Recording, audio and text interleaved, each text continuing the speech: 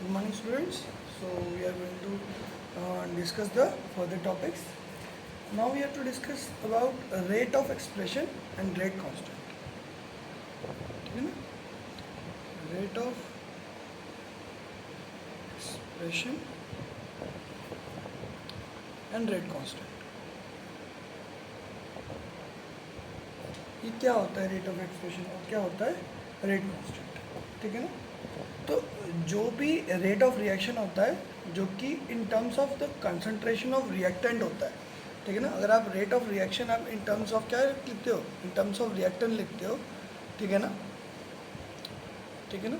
अगर आप रेट लिखोगे, आप इसके टर्म्स में लिखोगे, इसको आप सबसे पहले क्या कहते हो, इसको कहते हैं रेट लॉ, ठीक है ना? This is known as rate law, ठीक है ना? ठीक है, तो अगर मान लो कोई एक रिएक्शन है A D B gives C C plus D D, तो what you can write is rate is directly proportional to concentration of A की power A into concentration of B की पावर बी, ठीक है ना?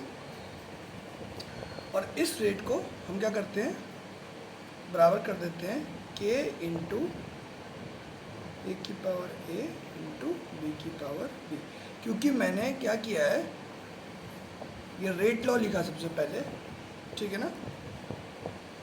ठीक है ना? रेट लॉ लिखा सबसे पहले, रेट के पहले मैंने प्रोपोर्शनल दिखाया कि कौन कौन सी कंसंट्रेशन इस रेट के प्रोपोर्शनल है, क्योंकि रेट जो है हमारा कंसंट्रेशन पे डिपेंड करता है। सबसे पहले डिपेंडेंस हमने कंसंट्रेशन का देखा था ना, तो कंसंट्रेशन पे डिपेंडेंस हमने इससे देखा कि देखो कि जैसे जैसे हमारा क्या कहते हैं रिएक्टेंट की कंसंट्रेशन बढ़ता जाएगा या प्रोडक्ट का वो के कंसंट्रेशन बढ़ते जाएंगे, बड़ा होता जाएगा, वैसे वैसे रेट जो है हमारा इंक्रीज होता जाएगा। और दूसरी चीज़ किस पे डिपेंड करेगा, ये के पे। के क्या होता है, के इज़ द रेट कांस्टेंट, के इज़ व्हाट इज के इज़ रेट कांस्टेंट, ठीक है ना? अब के को हम कैसे डिफाइन करते हैं, के को डिफाइन करते हैं हम, के को हम डिवाइड करते हैं, के को ऐसे डिफाइन करते हैं स्पेसिफिक रेट कांस्टेंट। ओके बेटा, so K is known as rate constant, other names can be used as velocity constant and specific reaction rate, ठीक है ना? ये तीन नाम हो सकते हैं इस के लिए, ठीक है ना? अब कुछ फैक्टर्स हैं जो कि रेट कांस्टेंट के ऊपर डिपेंड करते हैं, मतलब जिस पर रेट कांस्टेंट डिपेंड करता है, ठीक है ना? ये कुछ फैक्ट्स देखते हैं इनके बारे में। सबसे पहले the value of the rate constant doesn't depend on the concentration of reactant, ठीक है ना? के doesn't depends on concentration of reactants, ठीक है ना?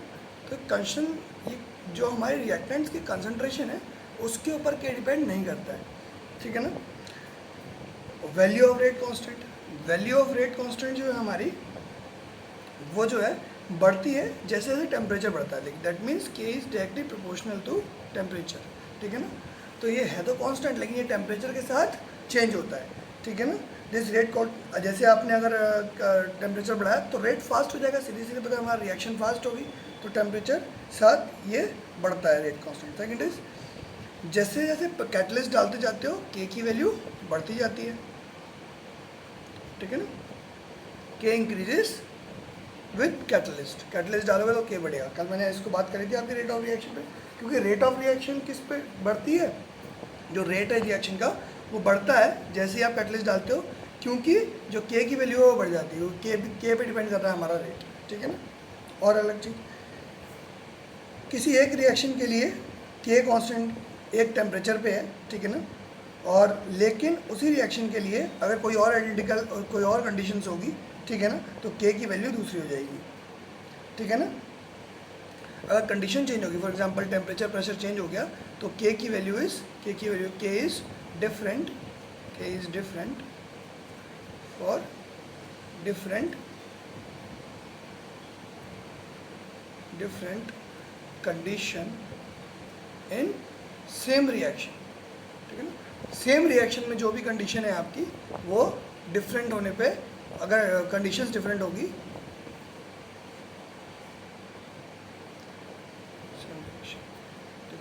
सेम रिएक्शन होने पे भी अलग अलग कंडीशन होने पे के की वैल्यू बदल जाती है, ठीक है ना। नेक्स्ट इज जो और क्या है, जो के है हमारा, के बताता है हमारा, के से हम यही बता सकते हैं what is the order of reaction. अभी ऑर्डर के बारे में बात करेंगे। के हमारा बता सकता है what is the order of reaction. तो हर ऑर्डर के लिए, फॉर एवरी ऑर्डर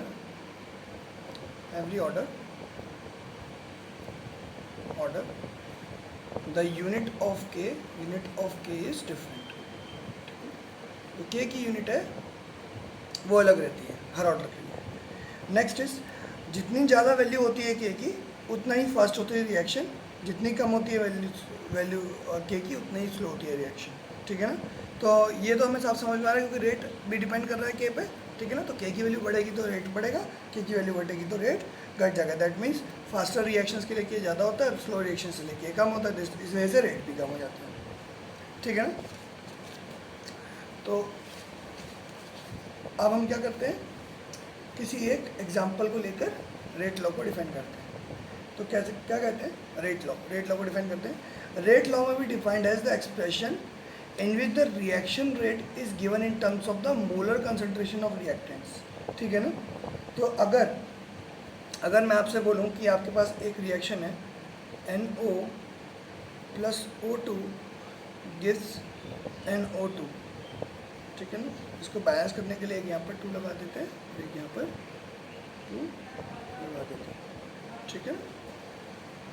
रिएक्शन लिख दी मैंने। अब इस रिएक्शन को के लिए रेट लिखना है हमें, ठीक है ना।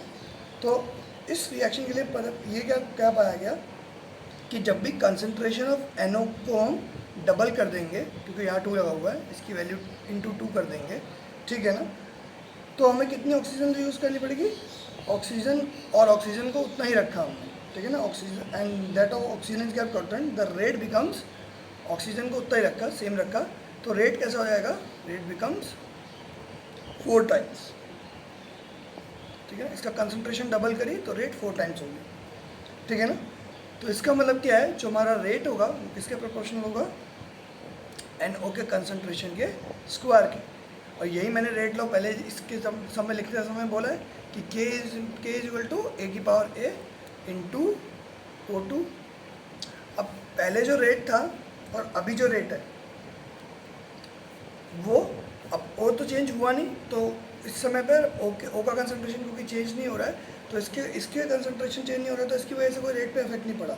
लेकिन जैसे ही आपने इसको डबल किया, इसका रेट क्या हो गया, 2 टाइम्स हो गया, ठीक है ना। अगले वाले में अगर मैंने क्या किया, अगर NO को कांस्टेंट रखा और O2 को डबल किया, तो हमने देखा कि रेट डबल हो रहा है, ठीक है ना। दैट मीन्स अगर अगले एक पार्ट में मैंने इसको डबल किया, इसको कांस्टेंट रखा, अब इसको कांस्टेंट रख के इसको डबल करूँगा, तो इस समय रेट कैसा हो जाएगा, इस समय रेट कितना हो जाएगा, 2 टाइम्स। क्यों होगा 2 टाइम्स, क्योंकि हमें पता है कि O2 की जो पावर है वो 1 है, ठीक है ना। ये बात आपको समझ में आ रही है, क्योंकि यहाँ पावर के हिसाब से डिपेंड कर रहा है, जो ऊपर इसके पावर लगी हुई है, ठीक है ना। और वो किस पे डिपेंड करता है, स्टोइकोमेट्रिक कांस्टेंट पे, ठीक है ना। तो रेट कैसे डिफाइन हो गया, rate is defined as NO का स्क्वायर इंटू O2, ठीक है ना, जो हमने अभी तक पढ़ा था, ठीक है ना। तो डिफरेंशियल फॉर्म अगर हम देखें इसकी, तो हम देखते हैं कि -dR/dt is equal to K into NO2, NO का स्क्वायर इंटू, ठीक है ना। This is your rate law, ठीक है ना। ये एक रेट लॉ है जिसमें rate of the reaction dR/dt जो है आपकी रेट ऑफ रिएक्शन जो है वो किससे बताई गई है, जो हमारे रिएक्टेंट्स की कंसंट्रेशन है उससे डिपेंड करेगा ये, ठीक है ना। और ऐसे ही हम लोग हमेशा रेट कांस्टेंट को या रेट लॉ को डिफाइन करते हैं, ठीक है ना, ठीक है ना। कोई ऐसा मेथड नहीं है कि आप रेट लॉ को याद कर सको, आपको हमेशा रेट लॉ इक्वेशन को देख के बनाना पड़ेगा, सबसे पहली बात ये। दूसरी बात ये कि हम लोग रेट लॉ की हेल्प से कैलकुलेट कर सकते हैं कि रेट अलग अलग कंसंट्रेशंस पे कितना कितना आपको मिलेगा। दूसरी चीज़, तीसरी चीज़, जो कंसंट्रेशन है वो ऑफ ईच रिएक्टेंट, जब concentration of all reactants is 1 m, ठीक है ना, जब 1m के बराबर कंसंट्रेशन होती है तो माइनस dr/dt जो है वो किसके बराबर हो जाता है, आपका k के बराबर हो जाता है। फॉर एग्जांपल ये सबकी वैल्यू अगर 1 1 हो गई तो यहाँ पर dr/dt k के बराबर हो जाएगा। इस समय पे जो k की जो वैल्यू k की वैल्यू आती है, जब सब कुछ 1 मोलर है उस समय k की वैल्यू थी, उसको आप कहते हो स्पेसिफिक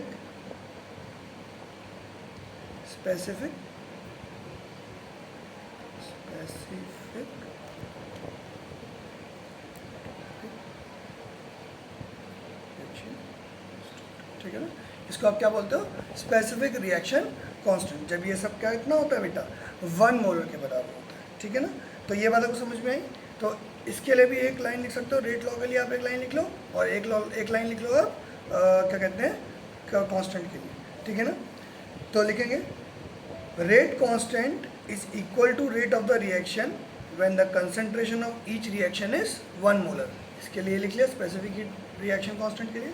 और रेट लॉ के लिए लिखा रेट लॉ में be defined as the expression in which rate of reaction is given in terms of the reactants, molar concentration of reactants, ठीक है ना। तो इसको आप कहते हो रेट लॉ, और ये है रेट कांस्टेंट, ठीक है ना। अब किसी भी रिएक्शन के लिए आप रेट लॉ आसानी से लिख सकते हो, ठीक है ना। रेट लॉ अच्छे से लिखना सीख लो बेटा। अगर आपको कोई परेशानी है तो यू कैन आस्क मी कैसे लिखेंगे सर रेट लॉ, क्या लिखेंगे। अब के की जो क्या कहते हैं के की जो यूनिट होती है वो किस पे डिपेंड करेगी और कैसे डिपेंड करेगी, इसको हम देखेंगे, ठीक है ना।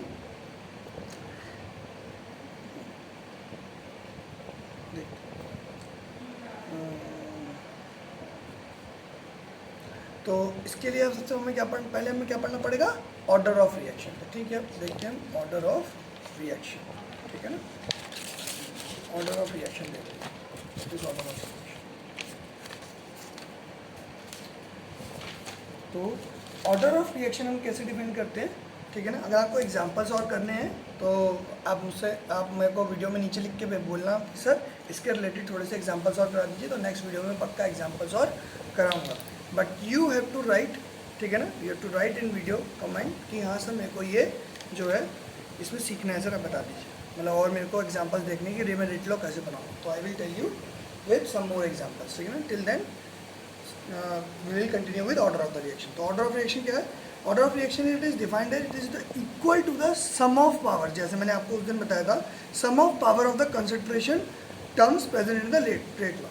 चाहे तो आप पावर का सम देख लो या स्टोकियोमेट्रिक का सम देख लो। फॉर एग्जांपल अगर आपकी रिएक्शन है ऐसी AA plus BB gives CC plus DD, ठीक है ना। तो इसका ऑर्डर क्या होगा, order of reaction is equal to A plus B होगा, जो कि एक्चुअली क्या है, रेट लॉ में जब आप रेट लॉ लिखते हो किसके बराबर होता है, K, A की पावर A और B की पावर B। ये आपने रेट लॉ लिखा था। तो इसमें कहा, इसकी डेफिनेशन क्या है, it is equal to the sum of the powers of the concentration, sum of the powers of the concentration, ठीक है ना, terms present in the rate law. जो रेट लॉ में पावर कंसंट्रेशन टर्म्स प्रेजेंट है, उनकी जो power है उसके एडिशन को आप करोगे तो आपको ऑर्डर मिलेगा। तो यानी कि आपको जो भी यहाँ वैल्यू लिखी है उसको ऐड करना है। अगर 1 और 1 लिखा है तो आंसर क्या लिखना है, 2 लिखना है, ठीक है ना। 0 और 1 लिखा होता तो 1 होते हैं रिएक्शन, 2 और 1 लिखा होता तो 3 होता ऑर्डर ऑफ रिएक्शन, ठीक है ना। अब थोड़ी सी बातें जान लेते हैं ऑर्डर ऑफ रिएक्शन के बारे में, ठीक है ना। ऑर्डर ऑफ रिएक्शन कैसे शुरू हो सकता है, 0 हो सकता है, 1 हो सकता है, 2 हो सकता है, 3 हो सकता है, एंड सो ऑन, कुछ भी हो सकता है। ऐसा भी हो सकता है कि आपकी कंसंट्रेशन जो है उस पर डिपेंड ना करे, उसको आप कहोगे 0 ऑर्डर रिएक्शन। तो देखते हैं, तो order of the reaction is determined experimentally. सबसे पहले ऑर्डर जो है एक्सपेरिमेंटली पता चलता है, ठीक है ना, कि कैसे डिपेंड हो रहा है, वो हमें रिएक्शन पता चलेगी, उसके बाद ही हम बता सकते हैं, ठीक है ना। तो बैलेंस्ड केमिकल रिएक्शन पे देखकर आप सीधा नहीं बता सकते what is the order of reaction, ठीक है ना। इसका ठीक है ना। तो ये आप ऐसे बताएंगे, हम लोग क्या लिखेंगे, ये A और B को हमेशा ऐड करते हैं, ठीक है ना, जो भी इसकी पावर्स होती है, ठीक है ना। अब कई बार ऐसा होता है कि जो हमारा जो रेट होता है उसमें जो कंसंट्रेशन होती है उसकी पावर पे कुछ डिपेंड नहीं होता, क्योंकि कंसंट्रेशन की जो पावर होती है वो मतलब उस पर डिपेंड नहीं करता। तो उस समय पे हम लोगों का जो ऑर्डर होता है वो जीरो हो जाता है। वो कैसे होता है अभी हम देखेंगे, सारी ऑर्डर्स की रिएक्शन भी देखेंगे, ठीक है ना, तो आप में समझ में आता जाएगा। For example if a reaction proceed in several steps, for example एक रिएक्शन है वो स्टेप्स में हो रही है। जैसे मान लो कि पहले ए कोई सब्सटेंस था, वो बहुत फास्टली क्या हुआ, कन्वर्ट हो गया बी में, फिर बी क्या हुआ, थोड़ा सा स्लोली क्या हुआ, सी में कन्वर्ट हुआ, और जैसे सी मिला वैसे एकदम फिर फास्ट कन्वर्जन डी में हुआ, ठीक है ना।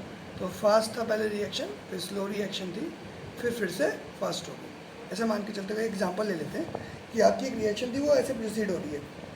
तो जो सबसे स्लोएस्ट स्टेप है वो बताता है वो this decides the rate of reaction, ठीक है ना। फॉर एग्जाम्पल अगर आप एक रिले रेस में दौड़ रहे हो तो सबसे स्लो आदमी बताता है कि आप जीतोगे या हारोगे, ठीक है ना। आप ये देखते हो कि आपके सबसे स्लोएस्ट जो आदमी है वो कितना स्लो है, ठीक है ना।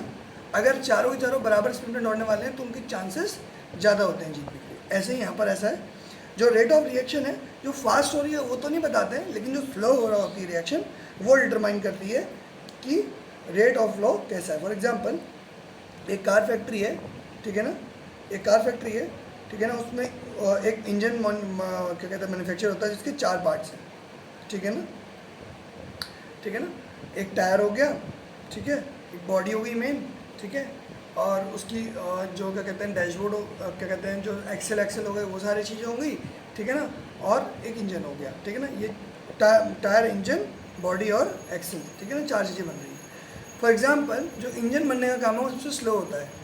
तो जो रेट ऑफ कार मैन्युफैक्चरिंग है, एक दिन में कितनी कार प्रोड्यूस होती है, वो किससे पता चलेगा कि इंजन कितनी देर में बन रहा है। बाकी सब पार्ट्स तो बन के तैयार हो जाते हैं फटाफट, लेकिन इंजन बनने में टाइम लगता है। जो इंजन बनने का टाइम है डेट डिसाइड्स कि कितनी कार एक दिन में बनेंगी, ठीक है ना। ऐसे ही rate of reaction is decided by the slowest process, जो प्रोसेस सबसे स्लो रहा है उससे, ठीक है ना। Order of reaction can be also be in fraction, ठीक है ना, और नेगेटिव भी हो सकता है कि अगर आपकी रिएक्शन अपोजिट डायरेक्शन में हो रही हो तो आप ये बोल दो कि ये इनिबिट रिएक्शन है। जो इनिबिटर्स होते हैं उनकी वजह से जो रिएक्शंस होती हैं वो कैसी होती हैं बेटा, नेगेटिव ऑर्डर की होती हैं। तो अभी इन सब के बारे में देखेंगे, ठीक है ना। तो order of the most of the reaction is 1, 2 और 3। जो जनरल हम देखते हैं तो ऑर्डर क्या होता है 1, 2 और 3 रहता है, ठीक है ना, ठीक है ना।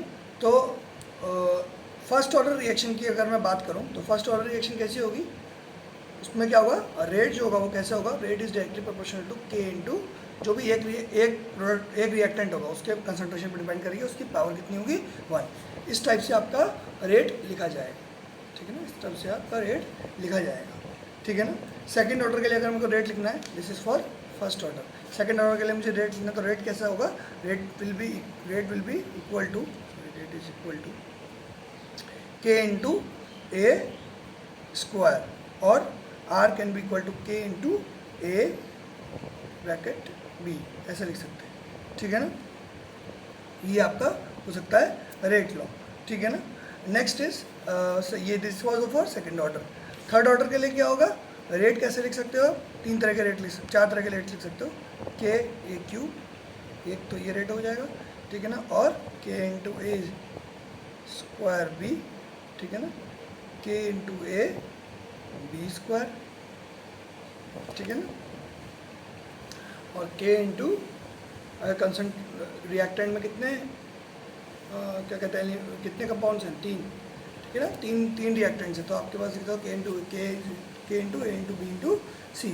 आप ऐसे लिख सकते हो अपने रेट कांस्टेंट, रेट लॉ, ठीक है ना। और जीरोथ लॉ में क्या होता है, जो रेट होगा वो डिपेंड करेगा किसी की भी कंसंट्रेशन पे नहीं, ठीक है ना, किसी भी की भी कंसंट्रेशन पे डिपेंड नहीं करेगा। सबकी पावर यहाँ पर क्या हो जाएगी, 0 होगी। जो डिपेंडेंस होगा वो इनकी पावर, इनके रेट, इनके कंसंट्रेशन पे डिपेंड करेगा नहीं। तो इस ऑर्डर को क्या कहते हैं, 0 ऑर्डर, ठीक है ना। ये हो गया आपका 0 ऑर्डर रिएक्शन। अब आप बोलोगे हम तो स्टोइकियोमेट्रिक कांस्टेंट यहाँ पर लिख देते थे, वो लिखते थे, लेकिन अगर हमारी जो रिएक्शन है वो ऐसी हो रही है कि आप कंसंट्रेशन बढ़ा रहे हो घटा रहे हो, उससे कोई फ़र्क ही नहीं पड़ रहा है, तो that means they doesn't depend on the reactant, ठीक है ना। तो ऑर्डर सिंपली ये बात हम बता सकते हैं कि जो भी यहाँ पर पावर लिखी हुई उसको सम कर देंगे तो आंसर आ जाएगा। तो अगर मैं आपको 2-3 अलग अलग रेट दे दूँ तो आप बता दो कि उसका रेट कांस्टेंट क्या है, ऑर्डर क्या है। तो देखो फर्स्ट सबसे पहले मैंने आपको दिया rate, rate is equal to K A की पावर कितना हाफ बी की power 3/2। How can you define the rate of this reaction? आपको पता है how can you define the order? Order can be written as ये half plus 3/2, ये दोनों power को प्लस करना है, आंसर आ गया आपका 2। तो ये इसका ऑर्डर क्या हो गया बेटा? This is the second order reaction. और अगला मैं एक और रेट लिख के देता हूँ आपको, rate can be equal to K into A की पावर 5/2 और बी की पावर -3/2, ठीक है ना, ऐसे लिखा हुआ। तो देखेंगे एक चीज़, अब आपको होगा कि इसकी पावर नेगेटिव कैसे होगी। क्या होता है कई रिएक्शन में जो दूसरा रिएक्टेंट होता है वो कैसा होता है, एज अ इनिबिटर काम करता है। Inhibitor means that slows down the reaction, ठीक है ना, एक ऐसा रिएक्टेंट जो कि हमारे रिएक्शन को स्लो कर रहा है। तो वो इनिबिटर जो है दैट इज उसकी कंसंट्रेशन से भी रेट कम हो रहा है, इसकी कंसंट्रेशन जैसे जैसे बढ़ रही है वैसे वैसे रेट कम हो रहा है, क्योंकि ये रोकता है रिएक्शन को, इसलिए इसका नेगेटिव इम्पैक्ट पड़ रहा है। तो इसलिए हमने देखा, मैंने आपको बताया जैसे कि इनिबिटर्स होते हैं तो नेगेटिव रेट लो भी चला जाता है। तो अगर ए की पावर 1/2 होती तो ये नेगेटिव में चला जाता। तो ऑर्डर क्या आ जाएगा 5/2 minus 3/2, that can be written as 1, 2/2 it is 1, ठीक है बेटा।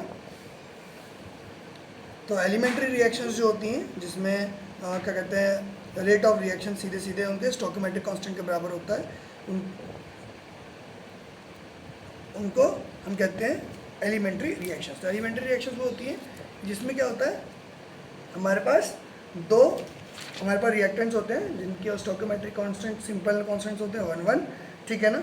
और वो जो भी होते हैं वो ऑर्डर ऑफ रिएक्शन अपने सीधे स्टोइकोमेट्रिक कांस्टेंट से बता देते हैं। फॉर एग्जांपल अगर आपने देखा H2 और I2, ये क्या है, ये कैसी रिएक्शन है, एक एलिमेंट्री रिएक्शन है। इसमें जो रेट होगा वो किसके बराबर होगा, रेट होगा वो K into H2 into I2 के बराबर होगा।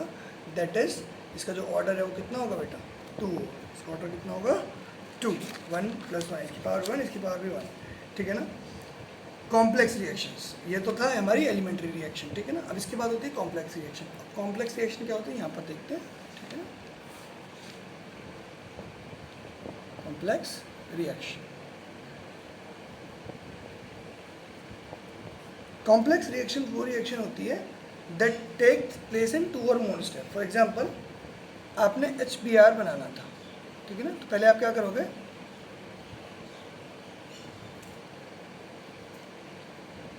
HBr बनाना, तो पहले आप क्या करोगे, आप एक ऐसा सब्सटेंस बनाओगे आप एक ऐसा सब्सटेंस बनाओगे, तो ये छोड़ो, एक कोई और रिएक्शन लेते हैं जो कॉम्प्लेक्स रिएक्शन, जो कि एक स्टेप में नहीं होती, ठीक है ना। जो भी रिएक्शन एक से ज़्यादा स्टेप में, जैसे ये रिएक्शंस थी, ठीक है ना, 3 स्टेप में हो रही थी, 1 स्टेप 2 स्टेप 3 स्टेप, ऐसे अगर 2 से ऊपर स्टेप से अगर रिएक्शन होगी तो उसमें उन रिएक्शन का मॉडल कैसे बनाते हैं, ठीक है ना। तो जो H2 और Br2 आप लोगे और HBr बनाओगे, ठीक है ना, ये जो रिएक्शन हो रही है, इस रिएक्शन का जो मैकेनिज्म है अगर उसको देखने की कोशिश करोगे, ये थोड़ी कॉम्प्लेक्स रिएक्शन होती है। इसमें क्या होता है, इसमें ब्रोमीन का आयन बनता है पहले, ठीक है ना, और ब्रोमीन ऑक्साइड का आयन बनता है, ठीक है ना। और क्या बनता है, और हमारे पास वाटर में हो रही होती है रिएक्शन, तो ये सारे आयन्स होते हैं हमारे पास। ये रिएक्ट होकर क्या बनाते हैं, ये बनाते हैं 3Br2 और फिर H2, ठीक है ना। सबसे पहले आपके पास ऐसा कुछ होता है, ठीक है ना। उसके बाद यहाँ से Br2 यूज़ होता है H2 के लिए, H2 के साथ रिएक्ट कराता है ये वाला Br2, ठीक है ना, तब जाके रिएक्शन होती है और बनता है HBr, ठीक है ना। तो Br को बनाने के लिए पहले ये रिएक्शन होती है, फिर ये रिएक्शन होता है, ठीक है ना। तो इसका जो रेट डिफाइन होता है, वो कैसे डिफाइन होता है, इसका रेट डिफाइन होगा कि इसके रिएक्टेंट्स क्या थे, ये थे इनिशियल रिएक्टेंट्स ये, तो Br नेगेटिव, ठीक है ना, इंटू BrO नेगेटिव और H प्लस की पावर 2, इसको रिएक्शन, ठीक है ना। अब आप कहोगे इसका स्टोइकोमेट्रिक क्वेश्चन 5 था, इसका 6 था, लेकिन आपने यहाँ सब 1 और 2 लिख दिया, क्योंकि ये रिएक्शन जो है वो कॉम्प्लेक्स है और ये जो हम रेट डिपेंडेंसी बताते हैं इसकी, ये एक्सपेरिमेंटली बताते हैं, ठीक है ना, सब एक्सपेरिमेंटली डिसाइड होती है। तो इसलिए अब इसका ऑर्डर क्या हो जाएगा, इसका ऑर्डर क्या होगा, इसका ऑर्डर होगा 1 + 1 + 2 दैट इज़ 4। ये रिएक्शन तो हमारे हिसाब से कौन से ऑर्डर की थी, 2 सेकंड ऑर्डर की थी, लेकिन ये किसके ऑर्डर की निकली, 4th ऑर्डर की, क्योंकि ये कहती है कॉम्प्लेक्स रिएक्शन। तो जो भी रिएक्शन होती है जिसमें कंसेक्यूटिव एक्शंस होते हैं पहले, फिर उसके बाद रिएक्शन बनती है, यानी कुछ इंटरमीडिएट बनता है बीच में, ऐसे रिएक्शन को हम कॉम्प्लेक्स रिएक्शन कहते हैं, ठीक है ना। कई कॉम्प्लेक्स रिएक्शन जो होती हैं वो रिवर्स रिएक्शंस में भी आ जाते हैं, जो उसमें क्या होता है, रिवर्स प्रोसेस होता है बीच में, ठीक है ना, ठीक है ना। उसके एग्जांपल अच्छे क्या है कि अगर आप नाइट्रेशन करोगे फिनॉल का तो आपको ये मिलेगा, ठीक है ना। अगर आप ऑर्थोनाइट्रोल फिनॉल बनाओगे, मतलब नाइट्रेशन जब भी करते हो फिनॉल का, तो क्या होता है, ऑर्थोनाइट्रोल या पैरानाइट्रोल बनता है, ठीक है ना। तो ये काम, ये वाले इसका जो प्रोसेस होता है, इसका जो मैकेनिज्म है, इसके मैकेनिज्म जो होते हैं वो कैसे होते हैं, बहुत कॉम्प्लेक्स होते हैं। बीच में पहले कुछ इंटरमीडिएट सब्सटेंस बनता है, उसके बाद फाइनल सब्सटेंस बनता है, ठीक है ना। सीधे ही नहीं बन जाता, आपने सीधे ही ऑर्थोफिनॉल नहीं बनेगा, पहले कुछ बनेगा बीच में। तो मैकेनिज्म होता है जिस मैकेनिज्म की वजह से जो होती है रेट हमारी रिएक्शन हमारी स्लो होती है, जो कि डिसाइड करता है कि रेट क्या होगा, ठीक है ना। मैंने आपको बताया था कि जो स्लो होता है वो बताता है रेट, ठीक है ना। तो ये जो ऑर्डर के हिसाब से डिफरेंट ऑर्डर्स होंगे हमारे, उसके हिसाब से जो हमारा हमने अभी तक रेट कांस्टेंट की बात करी है, उस रेट कांस्टेंट के जो अभी तक हमने ऐसा यूनिट की बात नहीं करी है, वो ऐसा यूनिट उस पर डिपेंड करती है। मैंने आपको स्टार्टिंग में बताया था। तो देखते हैं इसका कि unit of rate of reaction for different orders, अलग अलग ऑर्डर के लिए। अगर ऑर्डर 0 हो तो के की वैल्यू के की क्या होनी चाहिए, अगर ऑर्डर 1 है तो के की क्या होनी चाहिए, 2 है तो के का क्या होना चाहिए, 3 है तो क्या होना चाहिए, ठीक है ना। तो इसको, ये तो टेबल हम यहाँ अलग से बना लेंगे, ठीक है ना, ठीक है ना। इसको कैसे निकालते हैं इसको हम देखते हैं, ठीक है ना। सबसे पहले क्या होता है, रेट। अगर 0 ऑर्डर है तो रेट किसके बराबर होगा, रेट किसके बराबर होगा, dx/dt, जो भी हमारा रेट होता है, ठीक है ना, is equal to k into concentration of reactant to the power n, ऐसे मान के चलते हैं, ठीक है ना। Where n is the order of reaction. अगर n की वैल्यू हमारी 0 हो गई, n की वैल्यू हमारी 0 हो गई, तो k इज इक्वल टू कितना हो जाएगा। अब k हमारा क्या होता है, k इज इक्वल टू क्या आता है हमारा, dx/dt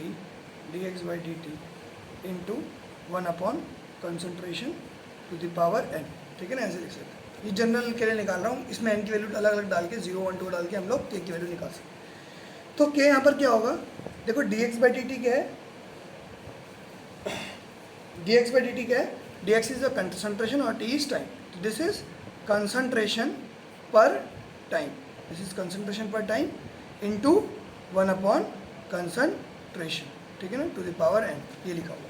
तो इसकी रिएक्शन क्या होगी, कंसंट्रेशन हमारी क्या होती है, मोल पर लीटर, ठीक है ना, ठीक है ना, मोल पर लीटर। कंसंट्रेशन हमारी मोल पर लीटर होती है, तो पावर क्या होनी चाहिए इसकी, मोल पर लीटर की पावर होनी चाहिए 1 - n, 1 पावर 1 है, नीचे n है, 1 - n, ठीक है ना, एक्सपोनेंशियल का रूल, ठीक है ना, इनटू टाइम यानी कि सेकंड की सेकंड इनवर्स, ठीक है ना।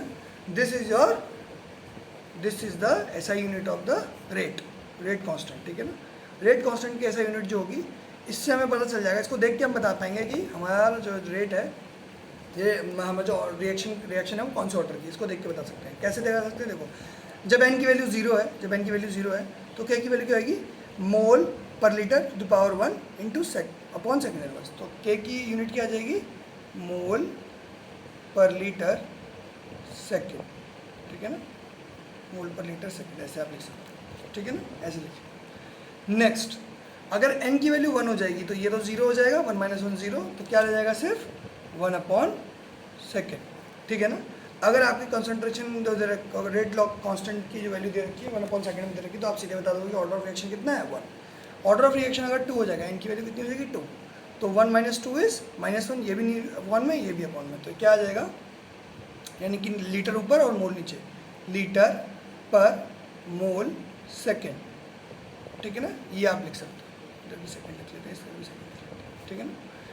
और अगर आप इसकी वैल्यू 3 लिख दोगे, 3 - 1, तो कितना आ जाएगा, लीटर पर मोल स्क्वायर पर सेकेंड, ठीक है ना। या फिर और इसको कैसे लिख सकते हो, इसको लिख सकते हो लीटर स्क्वायर पर मोल स्क्वायर सेकेंड, ठीक है ना, ऐसे लिख सकते हो।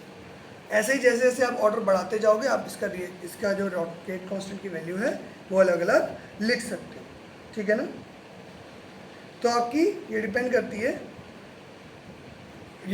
है कि आपका जो रेट लॉ का ऑर्डर क्या है उस पर डिपेंड करता है आपकी इसकी एसआई यूनिट। तो आप एसआई यूनिट ऑफ के देखकर ये बता सकते हो कि ऑर्डर क्या है रिएक्शन की। तो इजी टास्क है, ठीक है ना। तो ऐसे क्वेश्चन आपके डायरेक्ट आ जाते हैं कि मान लो आपका ये रेट आइडेंटिफाई, जैसे आपको एग्जाम्पल 4.4 में देखोगे क्या दे रखा है, identify the rate of reaction of each of the following constant. तो क्या लिखा हुआ सबसे पहले, जो के इक्वल टू 2.10⁻⁵ -5, ये इसके तो मतलब ही नहीं है, हमें सिर्फ आगे उसकी यूनिट लिखी, यूनिट क्या लिखी है, लीटर पर मोल सेकेंड। लीटर पर मोल सेकेंड कहाँ लिखी हुई है, यहाँ पर लिखी हुई है, यानी कि rate of order of reaction क्या हो जाएगा, 2 हो जाएगा। ऐसे ही नेक्स्ट क्वेश्चन में पर सेकेंड लिखा हुआ था, पर सेकेंड सिर्फ यहाँ पर है, यानी कि ऑर्डर ऑफ रिएक्शन 1 होगा, ठीक है ना। तो बहुत ईजी है, इसको देख के बताना, ठीक है ना। तो ऐसे क्वेश्चंस अगर आएंगे तो हम बहुत ईजिली कर लेंगे, ठीक है ना। नेक्स्ट क्लास में हम लोग पढ़ेंगे मॉलिक्युलरिटी ऑफ रिएक्शन की, मॉलिक्युलरिटी क्या होती है रिएक्शन की। और उससे पहले अगर आप कोई क्वेश्चंस करना चाहो रेट लॉ से रिलेटेड तो मैं आपको वो करा सकता हूँ, ठीक है ना। तो उससे पहले हम रेट कांस्टेंट के थोड़े से 1-2 क्वेश्चन कर लेंगे। तो अब रेट कांस्टेंट, ऑर्डर और रेट लॉ, इसके बारे में आपको एकदम अच्छे से समझ में आ जाना चाहिए, ठीक है ना बेटा। नेक्स्ट क्लास में हम पढ़ेंगे मॉलिक्युलरिटी ऑफ रिएक्शन, ठीक है ना। जो भी रिएक्शन एक स्टेप में होती है वो होती है एलिमेंट्री रिएक्शन, और उसी रिएक्शन की हम मॉलिक्युलरिटी बता पाते हैं इजीली। उसके बाद देखेंगे कितने तरह की रिएक्शन होती है, यूनिमॉलिक्यूलर, बायोमॉलिक्यूलर, ट्राइमॉलिक्यूलर, ठीक है ना। तो नेक्स्ट क्लास में इसको पढ़ेंगे, ठीक है ना। Thank you class.